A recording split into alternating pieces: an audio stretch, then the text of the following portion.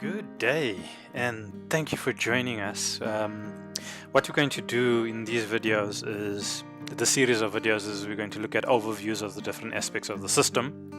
For some people, having a look at the overview gives them an idea of what you can do in that particular section, and from there they're able to figure out how the system works. So what I want to do is first start with an overview of all the features available in the system, and then we'll go into each one in general just to let you know how it functions and works. Okay, so obviously with our system you need to log in. Our system, yes, we don't know what the passwords are in the system because those are encrypted.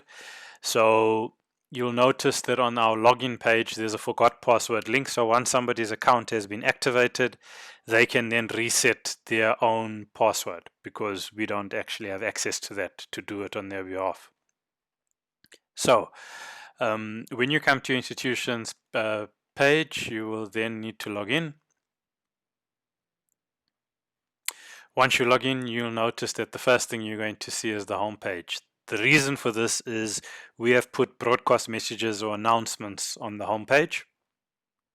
So whenever anyone logs into the system, whether from the staff view or the student's view, they will only see they'll always see the notifications. Another thing that you'll notice on all of our pages is we have something called a heads up message, and that's this little blue box that appears on the various pages. It may be red or a different color on different things that pop out in the system as well. To get rid of them, you can select the X in the top right hand corner for the blue ones, because it means you're already comfortable with that particular aspect in the system and gets rid of it. Once it's gone, it doesn't come back. So once you're used to using the system, then you can get rid of it. This main one lets you know that you can contact us if you have any challenges. Okay, so homepage we now know is for broadcasts or announcements. People. So the people section is sort of, in many ways, the hub of the system. And that's because everybody that connects to the system has some kind of user profile.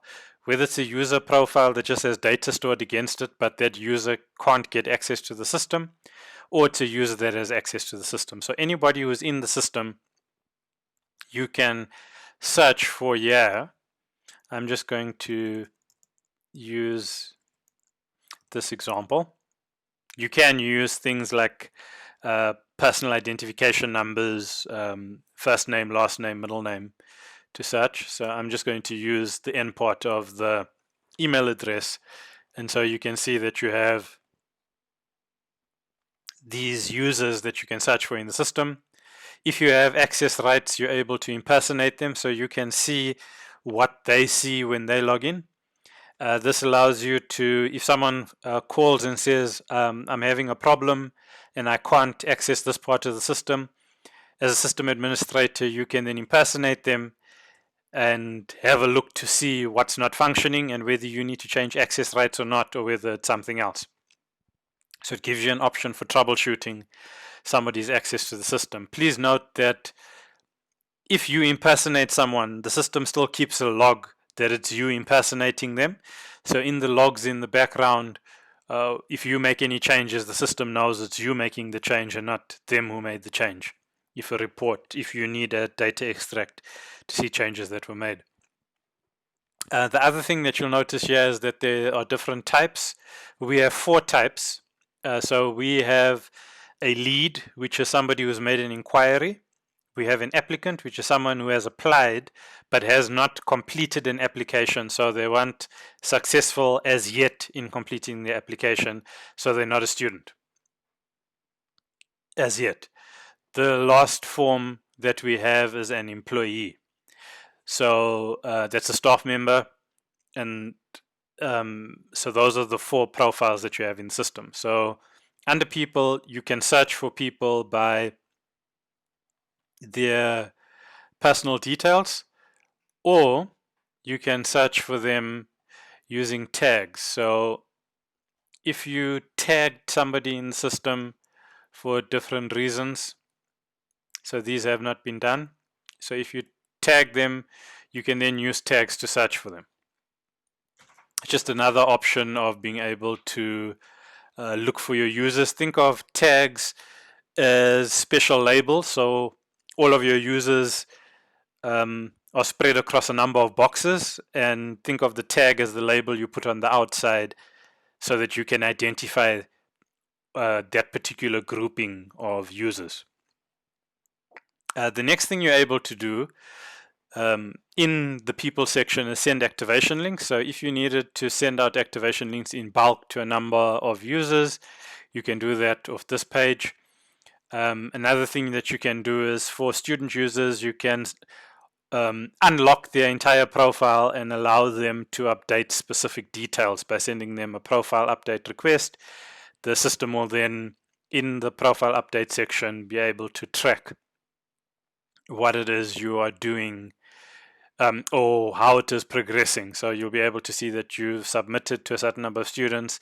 Then you'll see that these have logged in and made the changes, and then it moves it along in that process for you.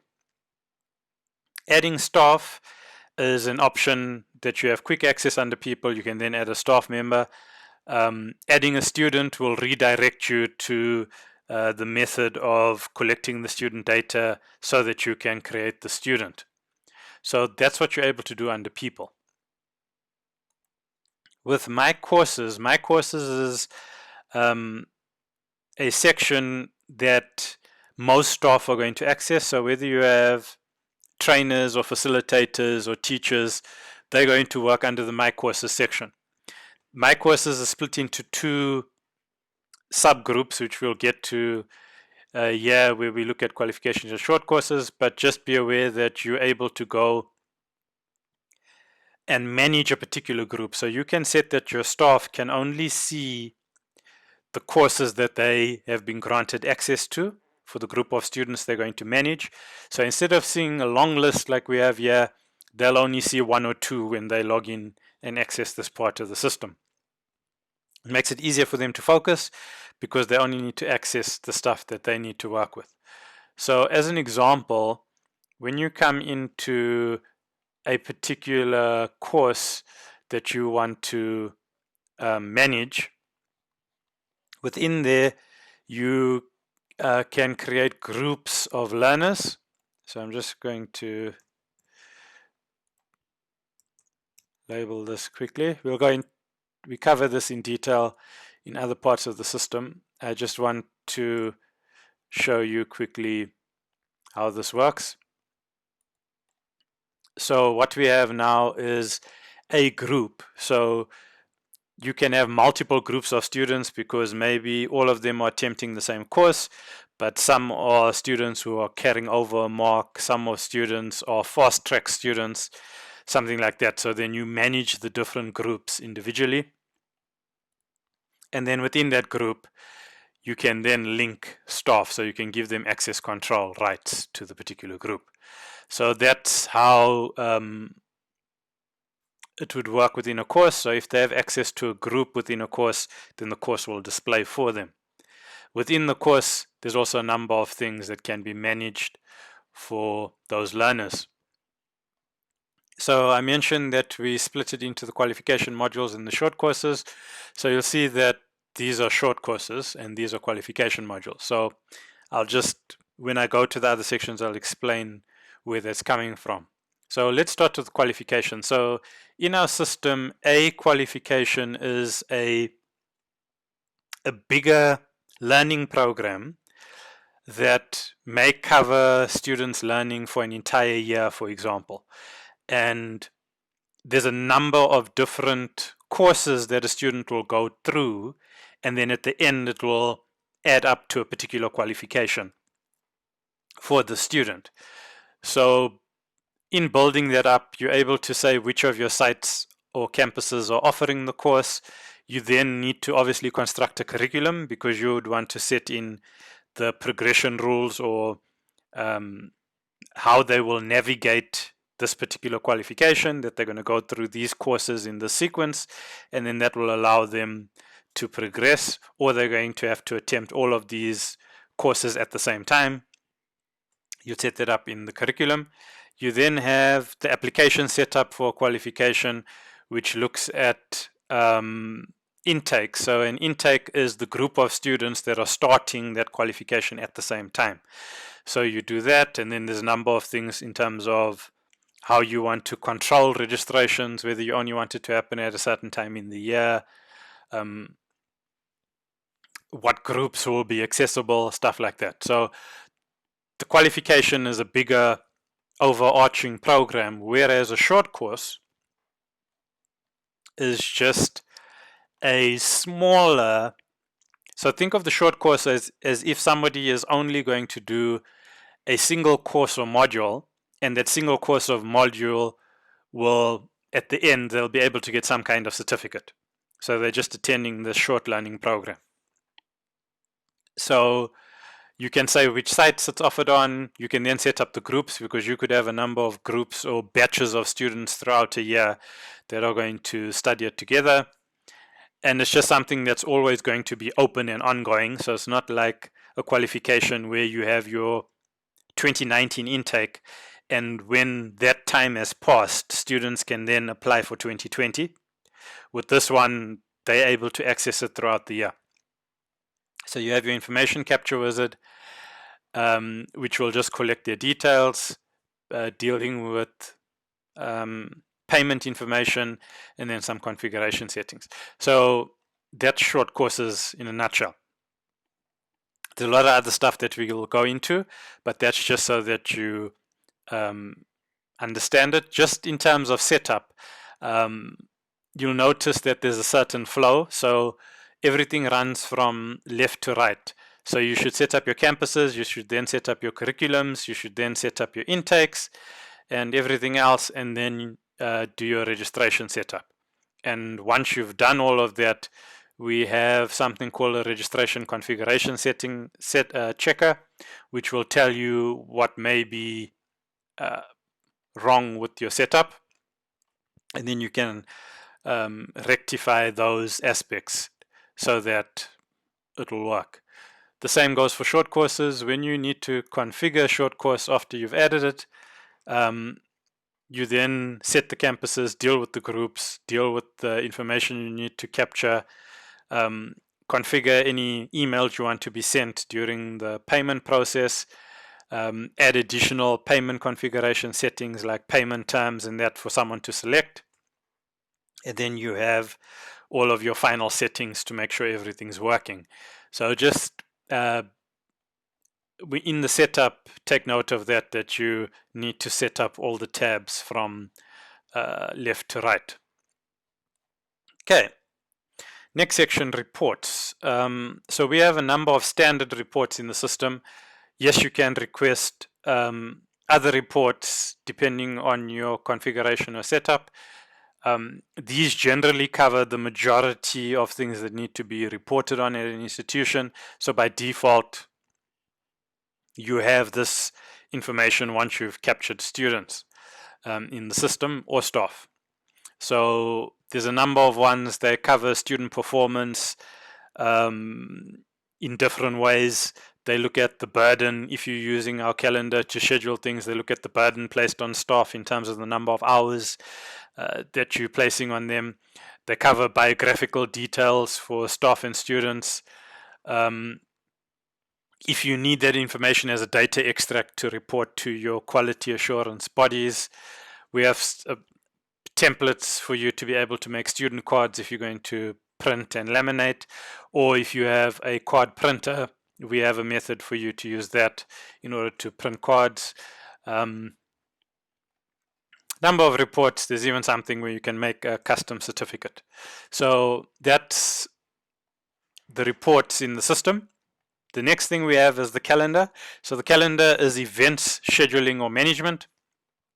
So what we cover here is your ability to create events, link groups of learners to those events, or staff or individuals to a particular event, Within this one, you're also able to look at whether there's any conflict. So when you schedule an event, the system's automatically going to check whether that particular staff member or student is available for the event you want to create, and it will show you the errors so that you're aware that there is a scheduling conflict. So that you do under Manage Calendar Events. Staff by default will come in and they can have a look at the system, have a look at their individual schedule in a given context, whether it's the month, week, or day. They can also have a list of events just so that they can see it there.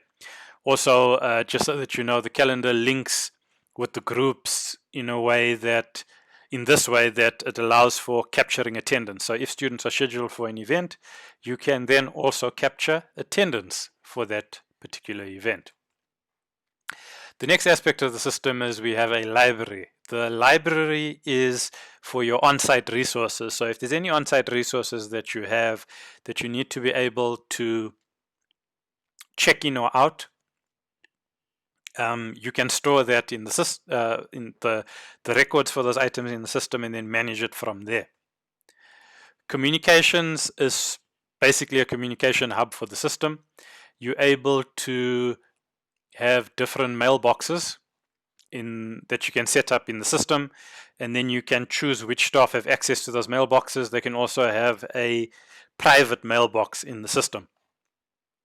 So I'm just going to switch to that one. So they can have a private mailbox, which will be their name at your subdomain.studentmanager.co.za, and then they can send emails from the system and also receive emails into the system.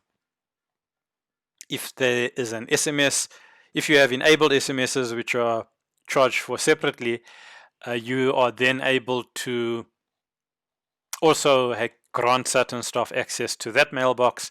They can then send messages from that particular mailbox.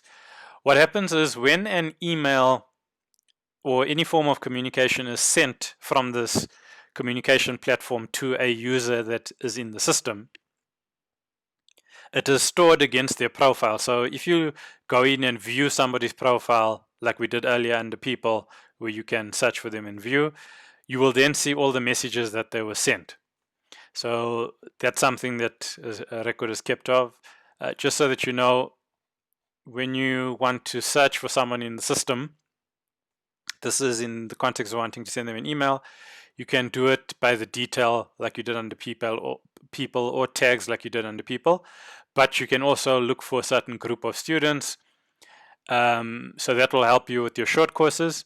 You can then also deal with intakes. So for your qualifications, you can search by intake, or you can look at students that were active during a certain period. So if you want to send a message to all your students because something has just happened that are currently active in your system, you'd use the active students option, and then you choose the date range that they're active, search for them, and then you can send a message to all of them. So that was communications. Leads. So leads is for your staff that are involved in anything to do with recruitment of students, or they need to deal with any questions and queries that come in. So by default, when you get the system, you get an application, online applications page, which allows you to create an online prospectus. You also get an online inquiry page, which you can configure to display certain things. So you switch certain settings on and off, and that allows you to then collect any queries from potential learners or people interested in your institution. What happens is once they come in, they'll then be added here as a lead, and you can then manage them. There's different ways of managing them, but now you have a lead section for your staff to be able to manage those inquiries.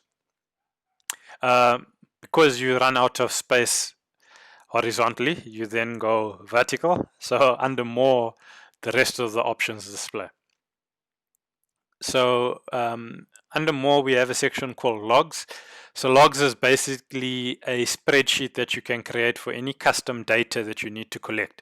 So anything that you need to tick off or track in a similar way, a similar basic way that you would in Excel, you can do it in the logs. And that will help you keep track of processes, or if you needed to, for example, capture a certain number of hours that a learner, or whether, a certain number of hours a learner spent in a work placement environment, you can do that under logs. You create the log and then you can link learners to that log, and then you're able to manage that. Companies is a thing in the system because companies can link to different aspects of the system. So if you have a work placement, you can have a company. If there's a particular learning material you need to share, you have a company. If you're going to run a campaign in terms of student recruitment, it may be linked to a company or an institution. And so in that way, you can then set up your companies so that they can be accessed from these different parts of the system. And what that allows is, if you're going to do a report, for example, on your sales campaign, and you want to see how beneficial it was for you to engage at a certain company and the number of learners you recruited in a given period, or if you engage with a senior secondary institution and for your tertiary institution you want to see whether it was of benefit to you to engage at that institution, you can then link it through having set up a company that or a number of companies that you want to link to. Tags, like I showed you earlier, it was something that you could set up, and then you could use it by tagging students or staff, and then makes it easier to search for them. So there are different things that you can tag, and once you apply the tag, it makes it easy for you to search for it in the system. So that's the tag section. Custom fields is, we try to put as many of the standard fields as possible, especially those related to reporting to quality assurance bodies. But sometimes there may be a particular field that you're looking for that isn't in the system. You can then add a custom field for the different aspects, these particular aspects where you'd like to be able to just capture certain data. You then have journals. So this is a thing more for institutions, higher education institutions, where institutions do things like, or are involved or contribute to research. You can then store the journals that you have been published in as an institution, and you can link it to staff profiles, so that when you extract the data for submission to your particular quality assurance body, you can then show what journals your staff have been published in. The next aspect we have is Edudex. So currently this works in the South African context for submission to the Council for Higher Education. Certain SETAs in South Africa, there's a handful of them, allow for you to submit data to via the system of creating the files here. So what it does is it creates a standard format of files for personal details, learner, program access, and current progress within those programs, staff data. So it's just a standardized format where you can go in and for a particular program, I don't think I have any learners connected here, but you can then see what errors there are, and it will do a pre-file creation check for you. So it will tell you what's wrong and how to fix it. So if you come in here, it says that there's a problem, you can click fix and then make the change. So that's a pre-check for data submission. Certain SETAs are using this, other SETAs have opted not to. So if your SETA does use the Edudex method of submission, you can let us know, and we'll just do some tweaking so that it creates some of the additional files you need in order to do a submission for them. The next part is resources. So resources, think of it as your method of online file storage. So for your different campuses or for the entire institution, you can create a folder.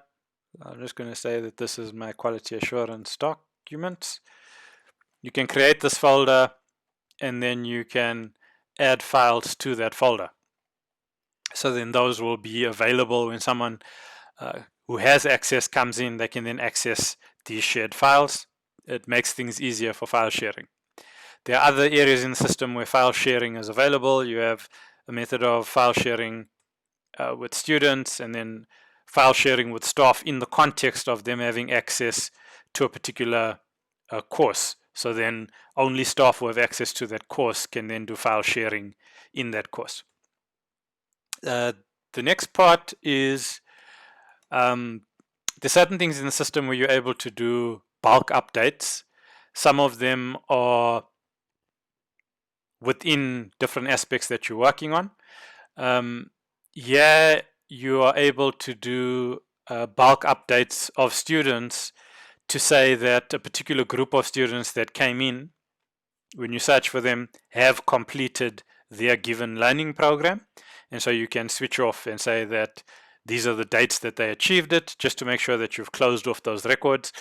Or if there's a student who applied this year and actually they need to only come to institution next year and you don't want them stuck in the wrong intake, you can come to this page and you can select those students and move them to another intake. So it just allows you to do certain updates to the student's qualification or course detail.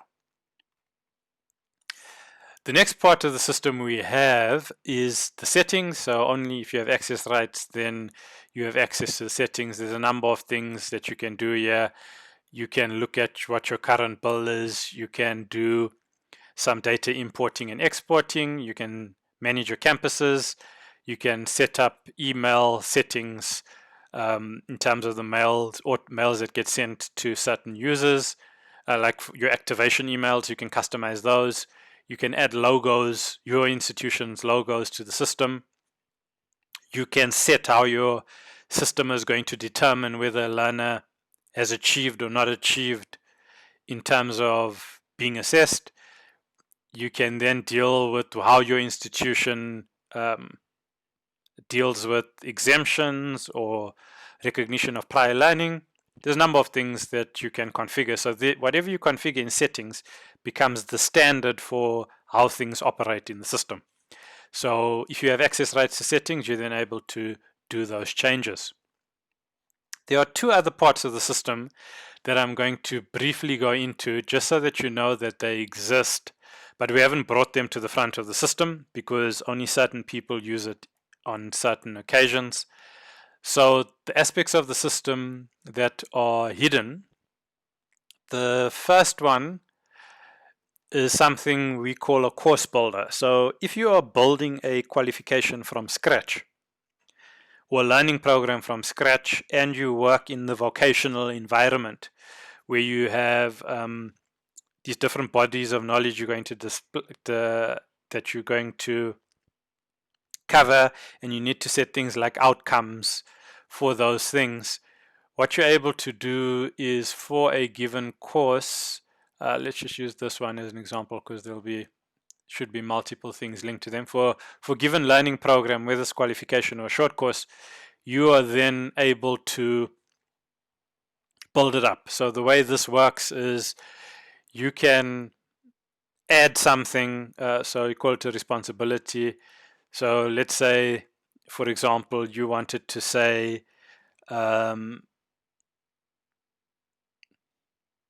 this has to do with management.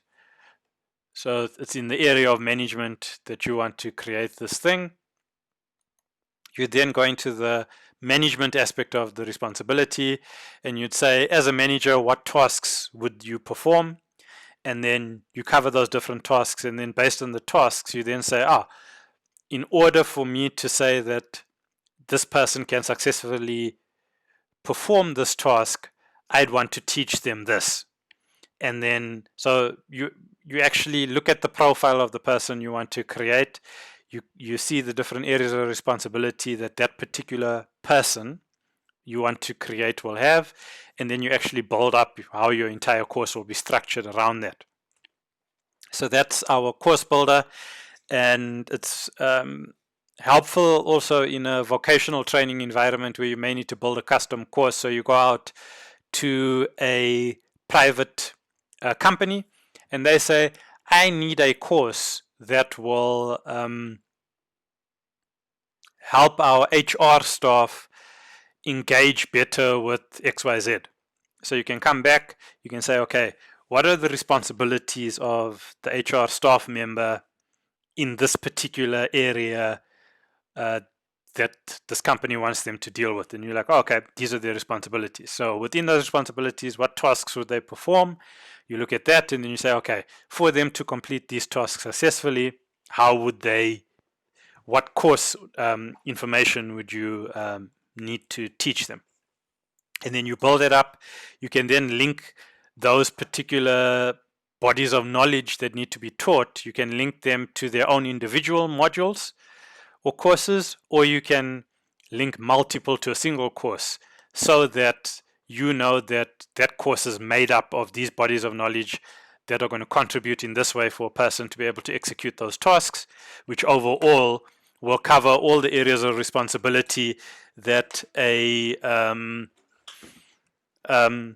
cover all the areas of responsibility that a particular learner would need to know to do that particular job. So that's the benefits of having this course builder. The last part we want to look at is that is hidden in the system. We can bring it out for you if it's something you need to use, is something that we call quality management. So this is just a tool that allows you to conduct different internal assessments. And so you'll see that it says here that there's no departments that exist. So you'll have different departments at your institution. And what you want to do is for each department, you want to create a tool for them to have this quality assessment. And once the quality assessment is done for a given period, you want to say, okay, these are the areas we felt we were lacking in, and this is going to be the way we're going to work forward to remedy these challenges. And so this tool allows you to build a custom internal assessment tool for your various departments for different areas.